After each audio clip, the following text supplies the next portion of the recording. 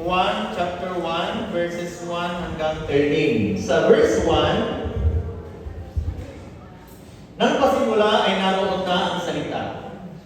Ang salita ay kasama ng Diyos at ang salita ay Diyos. 2. Sa pasimula ay kasama na ng Diyos ang salita. Nilikha ang lahat ng bagay sa pamamagitan niya at walang anumang nalikha nang hindi sa pamamagitan niya. 4 and 5. Nasa kanya ang buhay, at ang buhay ay isang ilaw ng sangkatauhan. Nagliliwanag sa kadiliman ng ilaw, at hindi ito nagapi kailanman ng kadiliman. Sinugo ng Diyos ang isang tao na nagngangalang Juan. Naparito siya upang magpatotoo tungkol sa ilaw at upang ang lahat ay sumampalataya sa pamamagitan niya. 8 and 9. Hindi siya ang ilaw, subalit naparito siya upang magpatotoo tungkol sa ilaw. Ito ang tunay na ilaw. Dumarating ito sa sanlibutan upang magbigay liwanag sa lahat ng tao. 10-11. Dumating ang salita sa sanlibutan, ngunit hindi siya kinilala ng sanlibutan ito na nilikha sa pamamagitan niya. Pumunta siya sa kanyang bayan, ngunit hindi siya tinanggap ng sarili niyang kababayan. And 12 and 13, subalit ang lahat ng tumanggap at sumampalataya sa kanya ay binigyan niya ng karapatang maging mga anak ng Diyos. Sila ay naging mga anak ng Diyos, hindi dahil sa isinilang sila ayon sa kalikasan o kagustuhan o kagagawan ng tao, kundi ayon sa kalooban ng Diyos. Panginoong Diyos, maraming salamat po sa iyong banal at makapangyarihang salita na amin pong nabasa ngayon, at ngayon po ay amin pong pagbubulay-bulayan. Dalangin po namin, Panginoon, kausapin po ninyo kami sa pamamagitan ng mga talatang ito. At kung anuman po ang inyo pong pinapagawa sa amin, hayaan po ninyo na amin itong matutunan at ito po ay aming maisapamuhay. Aming Diyos, gabayan nyo ang iyong lingkod na magbabahagi at ganun din ang lahat ng mga tagapakinig upang maunawaan po namin, maintindihan ang iyong message sa araw na ito. Sa pangalan po ng aming Panginoong Hesukristo, ito po ang aming nagkakaisang panalangin. Amen and amen. Praise the Lord. Hallelujah. Pwede na po kayong umupo sa presence ng atin pong Panginoon. Pag-uusapan po natin ngayon ang tunay na ilaw. Pwede bang sabihin natin ang tunay na ilaw? Amen. Ngayon pong Christmas, mga kapatid, Christmas season, marami po tayong nakikitang iba't ibang uri ng ilaw. Amen? So, dito na lang sa church natin ay may mga iba't ibang ilaw na kumukutitap dito sa ating harapan. Meron din sa likod yung mga bombilya po natin. So, marami po tayong nakikitang iba't ibang uri ng ilaw ngayon. May mga naggagandahan, may mga iba't ibang mga kulay, at may mga bahay na halos binalot na ng Christmas lights ang kanilang mga tirahan. At maging yung pong mga kapaligiran nila. Pero kung ilaw po ang pinag-uusapan natin sa Bible, wala pong ibang tinutukoy tungkol sa ilaw dito po sa Bible, kundi ang ating Panginoon at tagapagligtas na si Hesukristo. Amen? Kaya siya po ang ating pag-uusapan ngayon bilang tunay na ilaw. So makikita po natin sa verse 4 na ang ilaw po ay nagliliwanag sa kadiliman. Amen? Pwede ba nating sabihin nagliliwanag sa kadiliman? Amen. Ayos yung mga kan natin. So, makikita po natin dito sa verse 4. Pero bago yung verse 4, ay tingnan muna natin yung verses 1 to 3 na nabasa po natin kanina. Nang pasimula, sabi po sa verse 1, ay naroon na ang salita ay kasama ng Diyos, at ang salita ay Diyos. Ito po'y binabanggit tungkol kay Jesus, na siya po yung salita noong una, nung pasimula, at binabanggit po dito na si Jesus na salita ay siya po ay Diyos. So, sa pasimula, ay kasama na ng Diyos ang salita, at pansinin ninyo ang verse 3, nilikha ang lahat ng bagay sa pamamagitan niya. So, wala pong nalikha, wala pong na-create, kung wala po si Jesus. Kundi sa pamagitan po ng ating Panginoong Jesucristo, ang sinasabi po dito, lahat ng bagay o anumang nilikha ay sa pamamagitan ng ating Panginoong Jesucristo. So punta tayo dito sa verse 4, ang sabi po, nasa Kanya ang buhay. So, ang buhay po ay na kay Jesus, mga kapatid. Very clear na sinasabi dito na kay Jesus ang buhay. At sabi niya, at ang buhay ay siyang ilaw ng sangkatauhan. So yung ilaw na kay Jesus, siya yung ilaw ng sangkatauhan. So ibig sabihin, yung buhay ay merong ilaw. At yung ilaw na yon, wala pong iba, si Jesus pa rin. Amen? Kaya, sana po, every time na mayroon tayong mga nakikitang ilaw, lalo dito sa atin, pag nag-burn month na, marami nang nagsisindi ng kanilang mga Christmas lights. Sana po, every time, na makikita natin itong mga iba't ibang uri ng ilaw pagka-Christmas, sana po, hindi yung Christmas lights. Ang lagi lang natin naalala, kundi laging yung ilaw ni Jesus sana ang maaalala natin. Na laging magre-remind sa atin, mga kapatid, na kahit pupunta tayo sa bayan, makita natin yung mga silaw-silaw dyan sa bayan, sana ang lagi nating maalalang ilaw ay si Jesus Christ, na nagliliwanag sa ating bayan. Siya yung silaw-silaw ng bayan ng Pusurubyo. Amen? Na kung i-appreciate man natin yung nagkakaibang magagandang ilaw doon, sana mas makikita natin, mas maganda yung liwanag ng ilaw na nagmumula sa aking Panginoon at tagapagligtas na si Jesucristo. Amen? Sana yun lagi nating maalala, mga kapatid. Yung ilaw ng buhay natin, yung tunay na ilaw, wala pong iba kundi si Jesus Christ. At ang tunay pong ilaw na sinasabi dito, ang sabi ng verse 5, nagliliwanag sa kadiliman ang ilaw. Ang tunay pong ilaw, pag nasa dilim na hindi siya yung naiidip, hindi yung nawawala yung liwanag niya. Kung kailan siya napunta sa dilim, doon napapansin ang kanyang liwanag. Ang mundong ito, mga kapatid, madilim. Kaya si Jesus, bumaba dito para siya ang magsilbing ilaw ng sanlibutan ito. Amen? Kaya nga sabi ng John chapter 8 verse 12, hindi ko lang po nailagay dyan sa screen po natin, na kung babasahin po natin, ang sinasabi dito sa John chapter 8 verse 12, nasabi dito, muling nagsalita si Jesus sa mga tao. Sinabi niya, ako ang ilaw ng sanlibutan. Ang sumusunod sa akin, sabi ni Jesus, ay magkakaroon ng ilaw sa kanyang buhay at di nalalakad sa kadiliman. Na sinasabi po dito ni Jesus na ako yung ilaw, sabi niya, ng sanlibutan.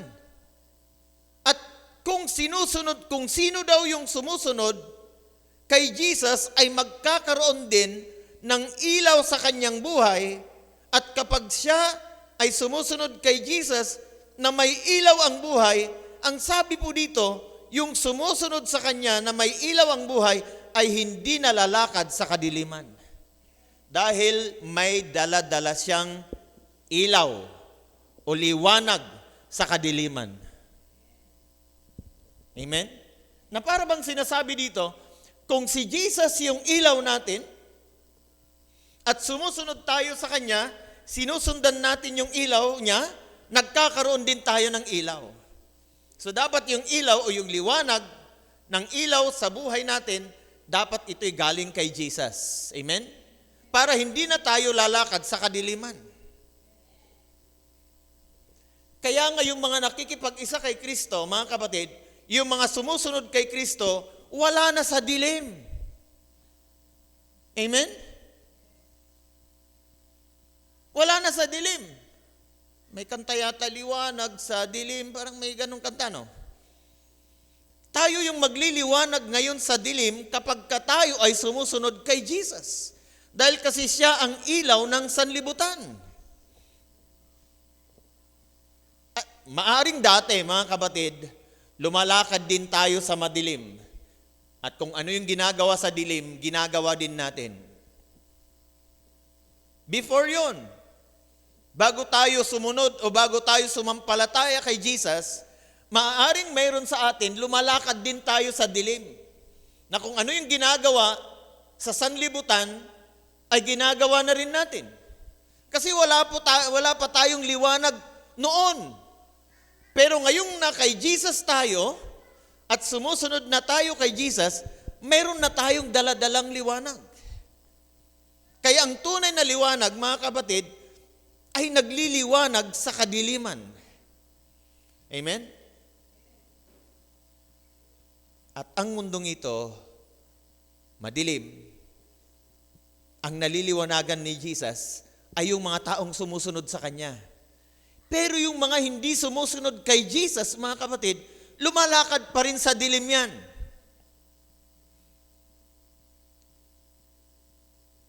Pero once na sila ay sumunod kay Jesus, magkakaroon na rin sila ng liwanag sa kanilang buhay at hindi na rin sila lalakad sa kadiliman. Ano ba ang nasa sanlibutan, mga kapatid? Mga kasalanan na ginagawa ng maraming mga taong makasanlibutan. Na sa tingin nila, dahil ginagawa naman ng iba, okay lang na gawin na rin nila, parang excuse na. Maaring sa sanlibutan, okay, approve yan. Pero sa Panginoon, hindi approve. Ayaw ni Lord. Kaya nga siya pumunta dito. Na sinasabi niya na siya yung ilaw ng sanlibutan. Kaya yung sumusunod lang sa Kanya, yung nagkakaroon ng ilaw. Pero yung mga hindi sumusunod kay Jesus, wala pang ilaw yan. At kailangan nila ang ilaw.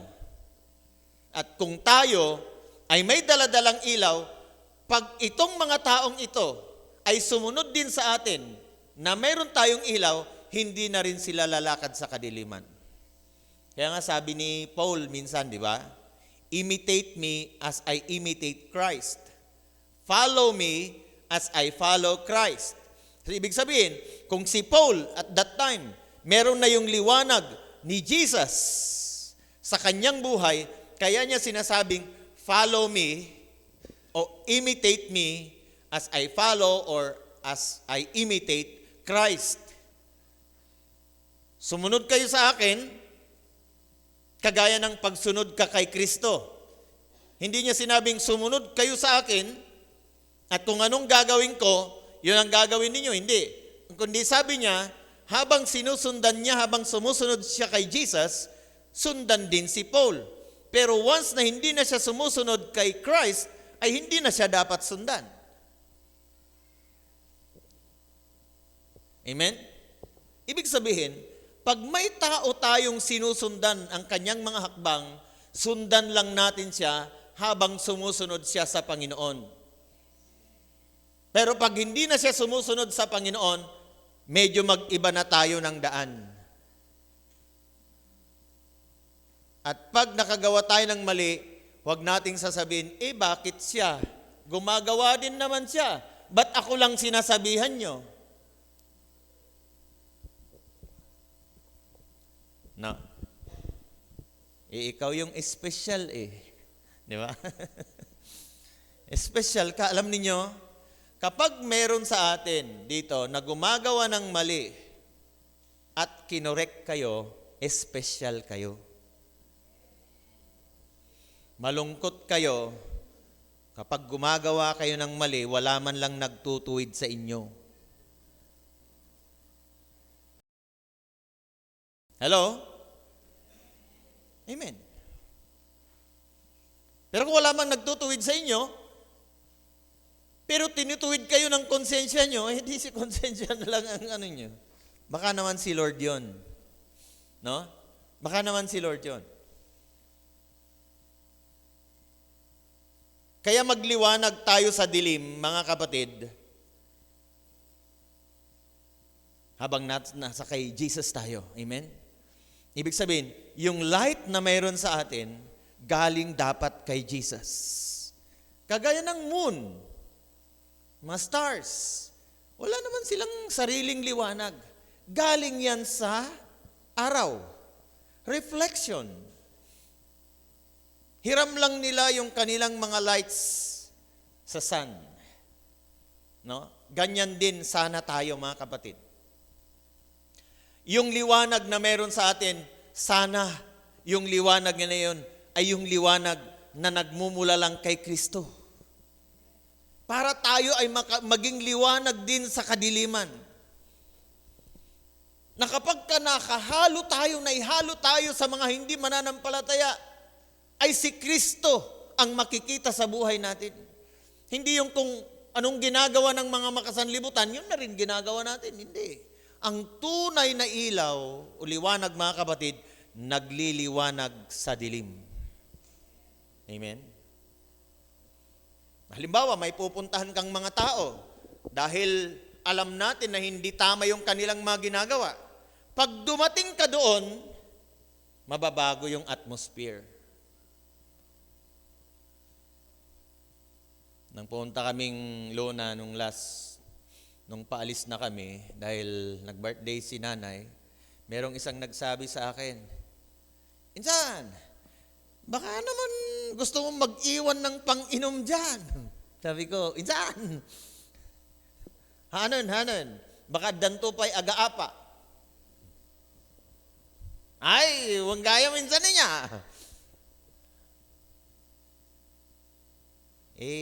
Minsan, may mga Christians pa, pag mayroong nagtrabaho sa kanila na unbeliever, bibigyan, ito, pang-smoke mo.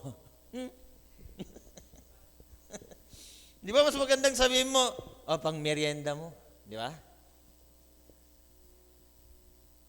Minsan sasabihin pa ng, pang sigarilyo mo. Sinabi mo bang pang sigarilyo? Wag na, mga kapatid. Kung dati yun. Sinasabi natin, pero ngayon, wag mo nang sabihin. Na pangbisyo niya yung binigay mo. Ito, pangkain mo, di ba? So, maganda na lang yung ganon. Para sa ganon, yung mga ibang mga tao na nagsasabi sa kanya na every time na may nagbibigay na ganon ang sinasabi, pero pag ikaw ang nag-abot at ibang sinabi mo, kakaiba itong pinagtrabahuan ko na ito. Kakaiba yung lingwahe niya. Dati pag nag-aabot sa akin, pangbisyo ko, ito sabi niya, pangkain. Iba ito. Kaya, ang isang mananampalataya, mga kapatid, pag nakikihalubilo dapat sa mga hindi mananampalataya, ay dapat halatang halata na siya ay kakaiba. Amen? Matanong ko lang kayo, nagiging kakaiba ba kayo pag nahalo kayo sa mga hindi mananampalataya? Ang hirap niyan, kung humalo tayo sa mga mananampalataya, nagmumura sila, nagmumura ka na rin. Pag naihalo tayo sa mga hindi mananampalataya na nagmamarites, baka marites ka rin. Hello, mga kapatid.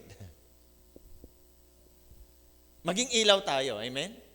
Pag binisita ka ng mga marites, hello, sinong binibisita ng mga marites sa inyo dito? Pag pumunta sa inyo, o kaya yung mga nagbabantay ng mga anak nila sa school. Hello? Minsan kung ano-anong pinag-uusapan. Pag may dumaan, aman lasik kina. Ay, tutupatan. Ay, Oh. Baka nagiging ganun ka rin. Di ba't mas maganda na kung nagmamarites sila, uy, hindi tayo sigurado. Kung totoo yung mga nabalitaan natin sa kanya, itigil na lang natin. Di ba mas maganda kapag ka ganon? Kaya lang pa may nag-uusap na ganon, ang gandang ang gandang sumausaw din, Kasi marami kang nalalaman. Kaya may tao minsan, nakausap mo si ganito. May bago ba? Di ba? Di ba? Laging minsan sa babrowse natin, scroll natin ang ang dami nating mga nalalaman doon.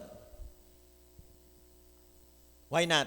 Na kapag ka na-scroll mo yon at nabasa mo yung awayan nila doon sa social media, mabuti ba, di ba't mas maganda magsabi ka, bad yan. Na?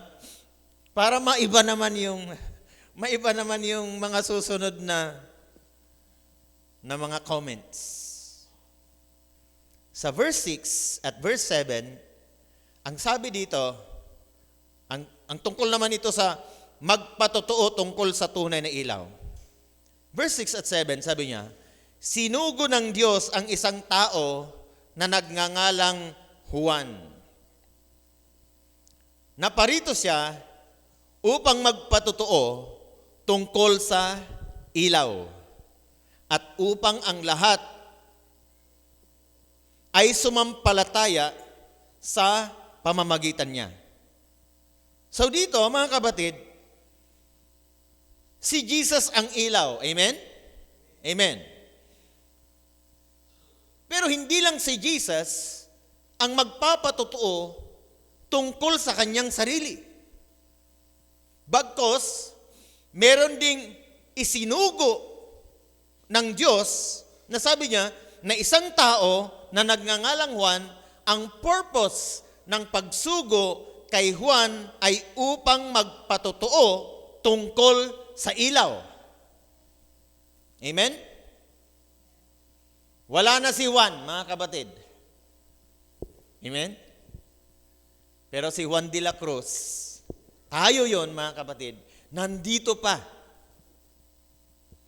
Pwede rin tayong isugo ng Diyos para magpatotoo tungkol sa tunay na ilaw. Tungkol kay Jesus. Amen? Napakaganda nitong panahon na ito na mag-share tungkol kay Jesus. Na kapag ka meron kang friend, naglalakad kayo, o kaya nandun kayo sa baloy, nagtitingin ng silaw-silaw, alam mo ba kung anong mensahe ng silaw-silaw na yan? Di ba? Napakaganda yung ganon. Kasi alam nyo si Jesus, madalas ang ginagamit niyang pag-share ng kingdom of God ay kung ano yung given. Maalala niyo yung Samaritan woman na nag-iigib doon sa balon? Tubig ang meron doon, kaya tubig ginamit ni Jesus. Yung tubig, bilang siya yung tubig, na kapag ka sino man yung iinom sa tubig na ito na bibigay ko, sabi niya, ay magkakaroon ng bukal, magkakaroon ng fountain sa kanya, at kailanman ay hindi na ito mauuhaw. Ganyan magkipag-communicate si Jesus tungkol sa kingdom nung siya ay nandito. Pwede rin nating gawin ngayon na dahil ang dami nating mga nakikitang ilaw, ay pwede nating gamitin ang pag-share tungkol kay Jesus na siya yung ilaw ng sanlibutan ito sa pamagitan ng mga Christmas lights na nakikita natin. Christ must be the light. Amen? Siya dapat yung ilaw na nakikita sa buhay ng bawat isa sa atin, mga kapatid. Kaya, ito magpatotoo tayo tungkol sa tunay na ilaw. Kasi si John the Baptist po ang binabanggit dito, hindi si John the Beloved. Naparito siya upang magpatotoo tungkol sa ilaw at upang ang lahat ay sumampalataya sa pamamagitan niya. Kung wala kasing nagpapatotoo tungkol kay Jesus, walang sasampalataya, mga kapatid. Kung walang nagsishare tungkol kay Jesus, walang sasampalataya. Kasi ang pananampalataya ay nagmumula sa pakikinig at pakikinig ng salita ng Diyos. Faith comes by hearing and hearing the Word of God. Kaya kung walang nagsasalita, walang nagpapatotoo tungkol kay Jesus, walang sasampalataya. Kailangan meron silang naririnig tungkol kay Jesus para sila ay sumampalataya kay Jesus, na siya yung ilaw ng sanlibutan ito. Amen? Ilang tao na ang pinagpatutuan mo tungkol kay Jesus? Isa. Okay lang kung may isa, kung wala.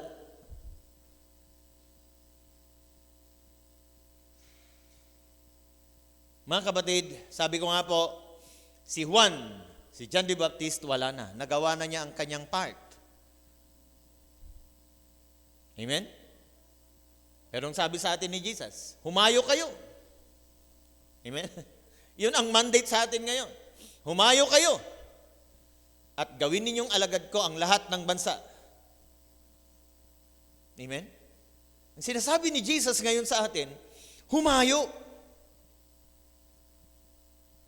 At gawing alagad niya ang lahat ng mga bansa. Lahat ng mga bansa, every nation ay gusto ni Jesus na maging disciple niya or alagad niya. Pero paano mangyayari ito kung walang humahayo at nagpapatotoo tungkol kay Jesus? Hello mga kapatid. Kung dati mainit tayong nagtetestify tungkol kay Jesus, sana maibalik yung init nung nag-aalab na damdamin natin na i-share tungkol kay Jesus, mga kapatid.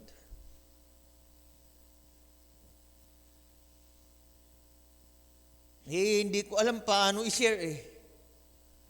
Alam nyo ba, mga kapatid, na yung testimony pa lang natin, paano natin tinanggap o paano tayo nakipag-isa kay Jesus at may nabago sa buhay natin, message na yan. Powerful message na yan. Yung ating pagbabago dahil sa pagtanggap natin kay Kristo. Testify mo lang. Minsan nga tinatanong ko yung mga anak ko, anak, alam ba sa school ninyo, alam ba sa work ninyo, na kayo ay born again Christian?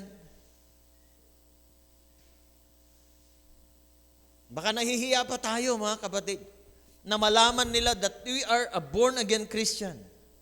We are Christian, we are follower of Christ, na disciple tayo ni Jesus. Huwag tayong mahihiya, mga kapatid. Amen? Magpatotoo tayo tungkol sa ilaw.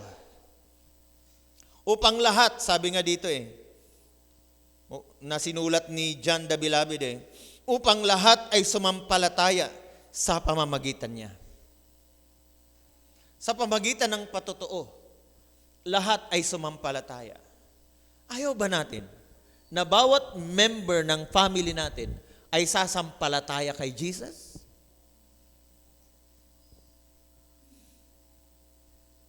Tingnan niyo, mga kapatid. Noong si Paul at saka si Silas ay nagpatotoo tungkol kay Jesus, yung jail guard na kung saan sila nakakulong, nung nagtanong, anong dapat kong gawin upang ako'y maligtas? Anong sabi ni Paul? Sumampalataya ka kay Jesucristo. Ikaw at ang iyong sambahayan ay maliligtas. Sa sinabi lang nila na yun, alam mo sa time na yun, pag nag-testify ka tungkol kay Jesus, kamatayan ang nag-aabang.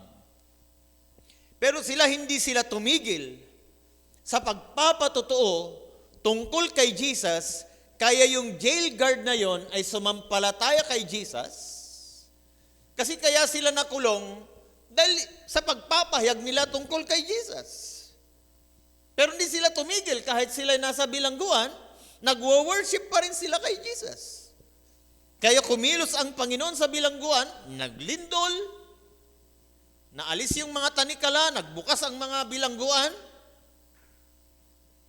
Dahil hindi tumigil si Paul at Silas sa pagsiserve kay Lord kahit sila ay nasa loob ng bilangguan. At kahit sila ay nasa bilangguan, nagsishare pa rin sila ng word. Hindi sila natakot.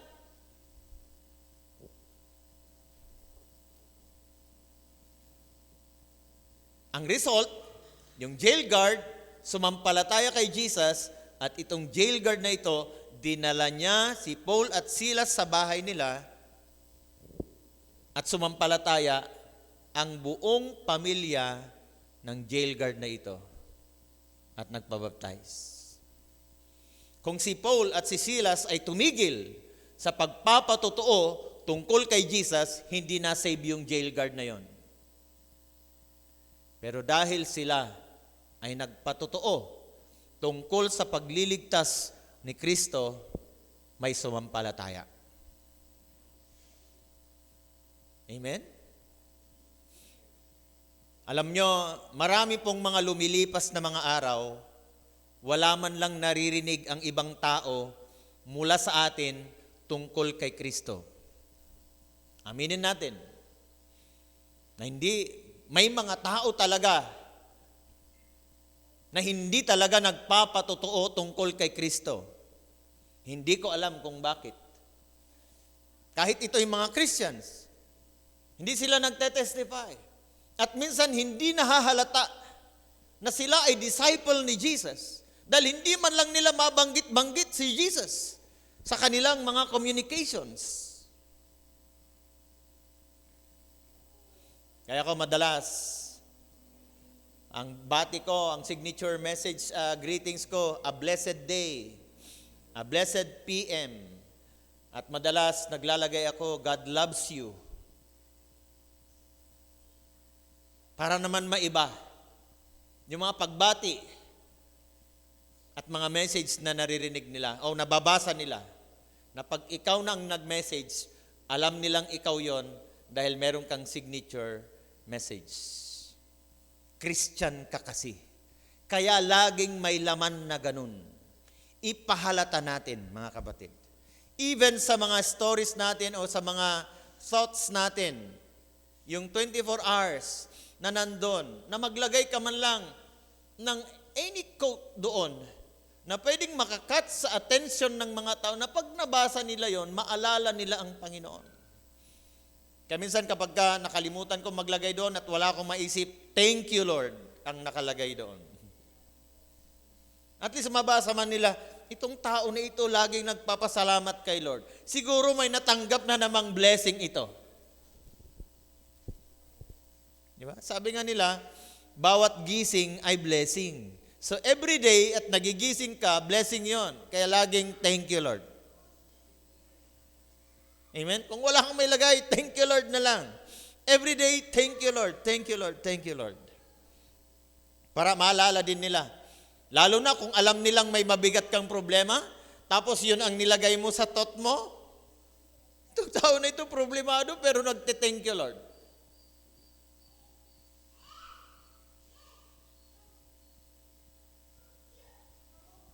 Kaya magpatotoo tayo mga kapatid tungkol sa tunay na ilaw.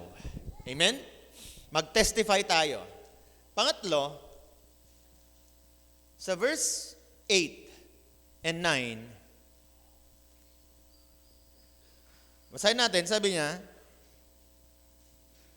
binabanggit pa rin si John the Baptist dito, hindi siya ang ilaw, subalit naparito siya upang magpatotoo tungkol sa ilaw. And verse 9, sabi niya, ito ang tunay na ilaw. Dumarating ito sa sanlibutan upang magbigay liwanag sa lahat ng mga tao. Amen? So ang tunay na ilaw ay nagbibigay liwanag sa lahat ng tao. Hindi lang sa iilang tao, hindi lang sa sasampo, hindi lang sa mga Pilipino, kundi sa lahat ng tao. Na si Jesus pumunta dito para magbigay lang liwanag, sabi, sa lahat ng tao. Kaya ibig sabihin, pag tayo ay magpapatotoo, sa lahat ng tao din. Hindi lang sa iilang mga tao tayo magtetestimony tungkol sa pagiging liwanag ni Kristo, kundi sa lahat ng tao. Amen? Sa lahat ng tao. Pwede bang sabihin natin, sa lahat ng tao? Amen? Sa lahat ng tao. Basta tao. Pag tao ka, oo, tao ako. Mahal ka ng Diyos. Ay gusto niyang maliwanagan ang buhay mo. Kaya pumunta si Jesus. Kaya may Pasko. Dahil gusto ni Jesus, gusto ng Diyos Ama, na maliwanagan ka sa pamamagitan ni Jesucristo. Gusto mo bang tanggapin ang liwanag? Amen. Mag-pray tayo.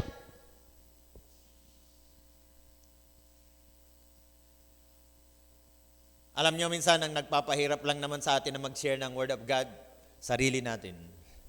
Dahil ayaw natin.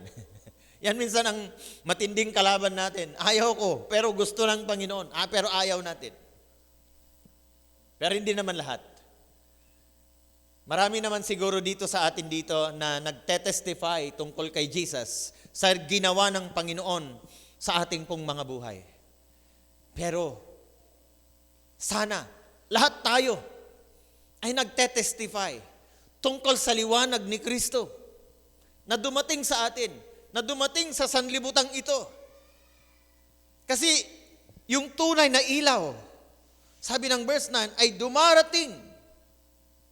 Dumarating ito sa sanlibutan upang magbigay liwanag sa lahat ng tao.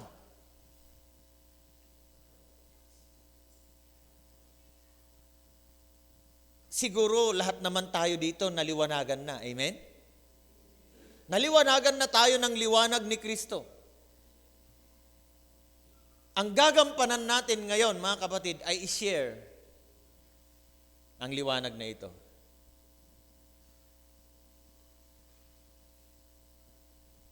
Ano yung kantang ano?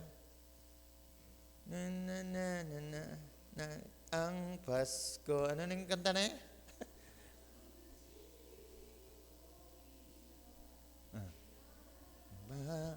Kundi ayan. 'Di ba tungkol sa ilaw din 'yon? 'Di ba? Salamat sa liwanag mo. Muling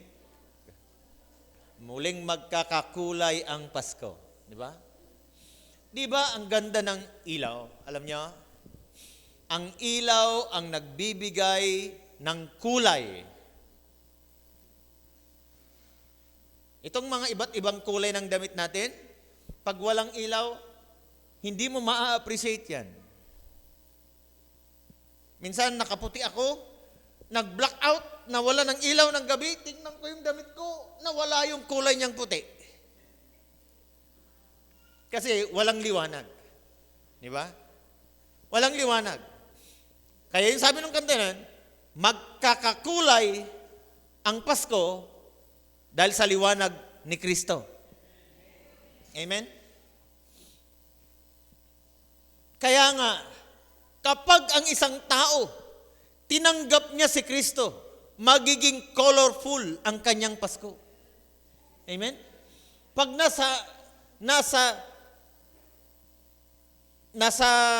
pag si Kristo ay nasa isang tao, yan ang tunay na makakadama ng espiritu ng Pasko. Dahil tinanggap niya yung regalo ng Diyos nung unang Pasko. Amen? Kaya nga pag nasa atin si Kristo, mga kapatid, sigurado makulay ang Pasko natin. Amen? Makulay.